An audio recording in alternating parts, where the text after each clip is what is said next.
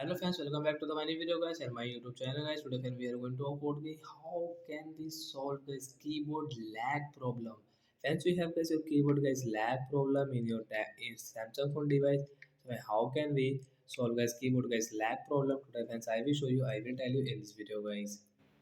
So before starting video friends, first of all go and subscribe the channel guys, click the bell icon, like the video friends. Now let's see guys, how can we solve keyboard lag problem friends. You will have to on your phone setting and guys you will have to click on guys your phone this journal setting guys. Click on guys the phone journal management guys, tap here friends, click on phone guys keyboard setting friends. You can see Samsung keyboard setting guys, tap here again, scroll it friends. You can see guys your keyboard guys this reset setting guys. First of all guys you can see guys your Samsung phone keyboard the reset setting guys, tap here keyboard reset setting guys. You will reset from here. After reset guys you can see guys this keyboard will start again and guys we can use guys this keyboard without any lag problem guys. So like that guys we can guys solve guys keyboard lag problem. So bye bye friends, thanks for watching the video.